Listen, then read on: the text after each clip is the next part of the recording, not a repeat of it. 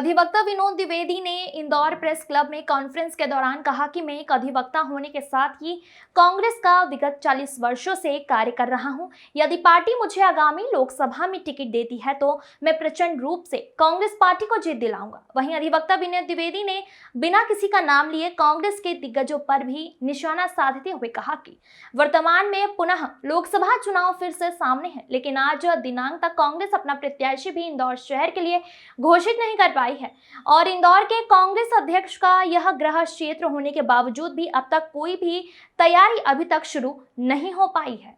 इंदौर में आगामी लोकसभा चुनाव को लेकर कांग्रेस पार्टी में सरगर्मी तेज पर है। वहीं इंदौर के एडवोकेट विनोद द्विवेदी ने इंदौर प्रेस क्लब में एक कॉन्फ्रेंस लेते हुए कहा कि मैं एक अधिवक्ता होकर कांग्रेस पार्टी का कार्य भी पिछले 40 वर्षों से कर रहा हूं और मैं यह चुनौती स्वीकार करता हूं कि यदि कांग्रेस पार्टी मुझे लोकसभा चुनाव में पार्टी की ओर से टिकट देती है तो मैं तन मन धन और प्रचंड समाज और अधिवक्ता साथियों के साथ मैं कांग्रेस कार्यकर्ताओं को साथ लेकर सभी से सामंजस्य बैठक कर कार्य करूंगा और इस बार कांग्रेस पार्टी को लोकसभा में अप्रत्याशी रूप से जबरदस्त जीत भी दिलाऊंगा। विनोद द्विवेदी ने आरोप लगाते हुए कहा कि विगत 35 वर्षों से लगातार देखने में आया है कि कांग्रेस पार्टी के द्वारा लोकसभा टिकट धन कुबेर को ही दिया जाता रहा है और फिर भी लगातार कांग्रेस को हार का मुंह देखना पड़ा है। वहीं अधिवक्ता विनोद ने आरोप लगाते हुए कहा कि कांग्रेस के दिग्गजों पर भी सवाल खड़े किए कि वर्तमान में पुनः लोकसभा चुनाव फिर से सामने है और आज दिनांक तक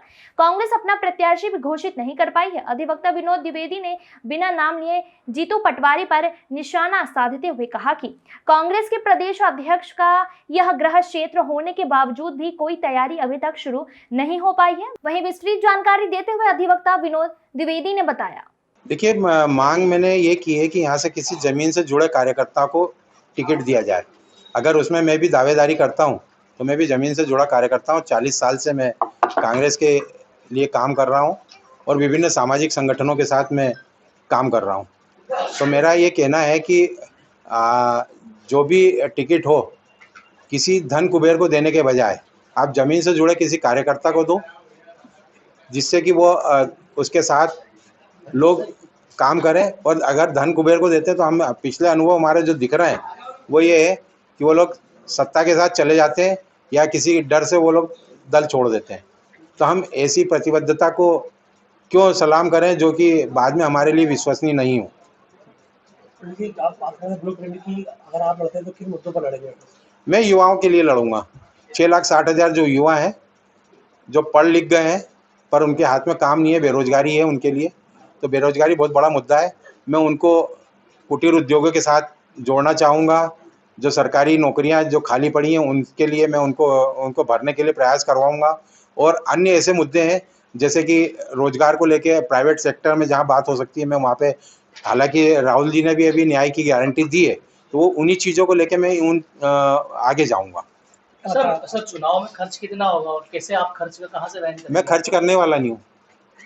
25 लाख मत है आपने कहा है। 25 लाख मत है, मेरी बातें जाएंगी।